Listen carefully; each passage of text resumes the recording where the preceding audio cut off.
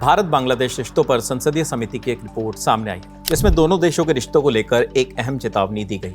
शशि थरूर की अध्यक्षता वाली संसदीय विदेश मामलों की स्थायी समिति ने संसद में अपनी रिपोर्ट पेश करते हुए कहा कि बांग्लादेश में मौजूदा स्थिति भारत के लिए 1971 के बाद सबसे बड़ी रणनीतिक चुनौती है। समिति के मुताबिक 1971 का संकट मानवीय था, शरणार्थी संकट और एक नए राष्ट्र का जन्म, लेकिन आज की चुनौती ज्यादा पेचीदा, लंबे समय तक असर डालने वाली और रणनीतिक रूप से काफी गंभीर है। इसमें पीढ़ीगत दूरी, राजनीतिक व्यवस्था में बदलाव और भारत से दूर जाने की संभावित रणनीतिक दिशा शामिल है।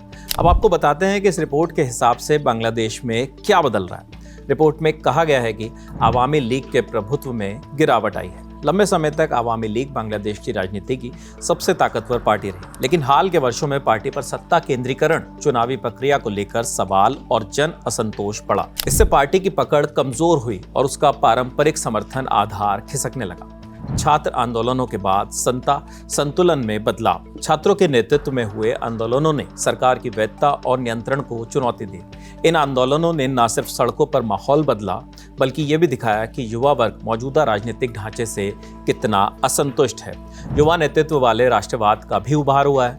आज बांग्लादेश की बड़ी आबादी युवा है। ये पीढ़ी 1971 के इतिहास से भावनात्मक रूप से उतनी जुड़ी नहीं है जितनी पुरानी पीढ़ी थी। ये वर्ग रोजगार, पहचान और आत्मनिर्भरता की बात करता है और भारत के साथ पुराने भावनात्मक रिश्तों की बजाय नए राजनीतिक सवाल उठाता है। इसे रिपोर्ट में पीढ़ीगत दूरी भी कहा गया है।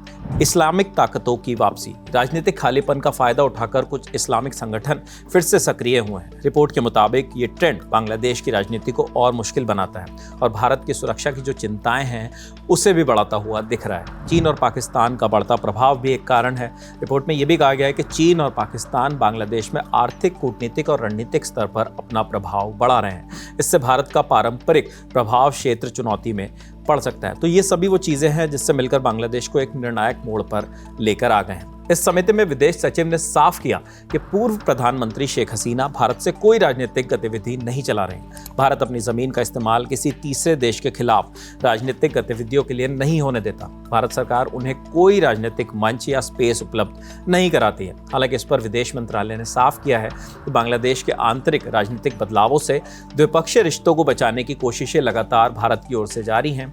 भारत ने संवाद बनाए रखा है। बांग्लादेश की जनता की आकांक्षाओं का समर्थन भी भारत की तरफ से ही जारी रहेगा। हालांकि इस रिपोर्ट में समिति ने इस सवाल भी उठाया कि मीडिया रिपोर्ट्स के बावजूद भारत इस संकट को पहले क्यों नहीं समझ पाया। जवाब में सरकार ने कहा कि बांग्लादेश पर लगातार और प्राथमिकता के आधार पर नजर रखी जाती है। समिति की रिपोर्ट साफ संकेत देती है कि बांग्लादेश में हो रहे राजनीतिक और सामाजिक बदलाव आने वाले समय में भारत की क्षेत्रीय रणनीति के लिए एक चुनौती है। मौजूदा समय में भी बांग्लादेश में हिंसा और संकट नजर आ रहा है। ऐसे में भारत इस चुनौती से कैसे पार पाता है, ये आगे देखना होगा।